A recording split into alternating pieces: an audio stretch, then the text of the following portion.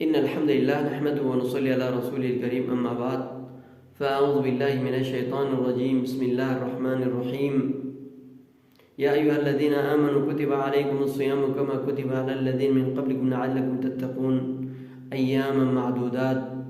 وعن أبي هريرة رضي الله عنه قال قال رسول الله صلى الله عليه وسلم من لم يدع قول الزور والعمل به فليس لله حاجة أن يدع طعامه وشرابه رواه البخاری.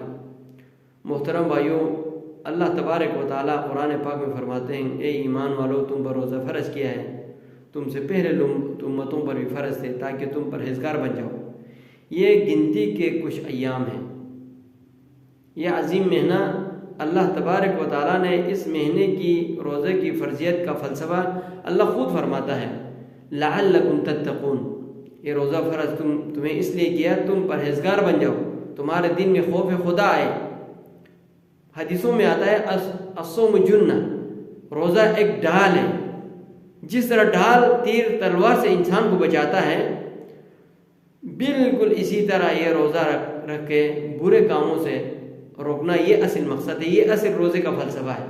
اور یہ بالکل 1 2 3 کر کے ہمارے ہاتھ سے نکل رہا ہے. یہ اللہ تبارک و تعالیٰ کا وعدہ ہے ایام معدودات، یہ گنتی کے کچھ دن ہیں. اور بہت سے انسان اس روزے کی فلسفیت کو سمجھا ہی نہیں. وہ بس صرف بھوکا رہتے ہیں، بس فجر کے بعد سے لے کر مغرب تک کوئی حلال چیز نہیں کھائے گا. یہ ہرگز نہیں. یہ صرف حلال چیز سے روکنا یہ ہرگز اللہ کا مقصد نہیں ہے. حلال چیز کے ساتھ ساتھ حرام چیز سے بھی روکنا، اصل چیز حرام چیز سے روکنا، اس روکنے کی تربیت حاصل کرنا. انسان کے لیے ایک مہینہ ایک ٹریننگ سینٹر ہے، ایک یونیورسٹی ہے. انسان باقی دنوں میں جو گناہ کرتے تھے، جو اللہ اور رسول کے فرمودات کے خلاف جو کام کرتے تھے، اس مہینے کے اندر جس طرح حلال چیزیں روکا ہے بالکل اسی طرح حرام سے بھی، چغلی، غیبت، دھوکہ، غش، تکبر، غرور، ان سب سے روکنا. اور اللہ تبارک و تعالیٰ کی خوشنودی کی خاطر تمام نیک اعمال کو بجا لانے کی کوشش کرنا. اور خصوصاً قرآن پاک کی تلاوت. شہر رمضان الذی انزل فیہ القرآن ھدی للناس وبینات من الھدی والفرقان.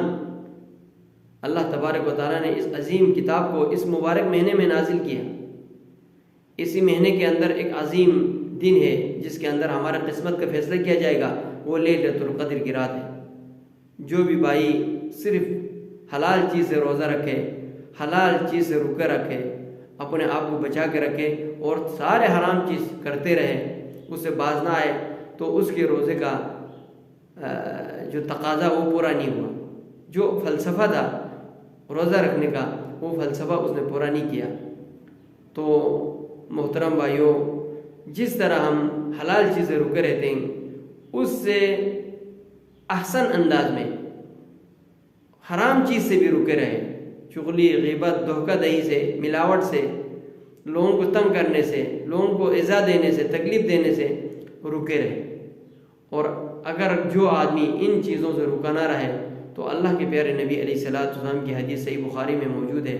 حضرت ابو ہریرہ رضی اللہ تعالیٰ عنہ فرماتے ہیں پیارے نبی علیہ الصلوۃ والسلام نے فرمایا من لم يدع قول الزور والعمل به فليس لله حاجة ان يدع طعامه وشرابه.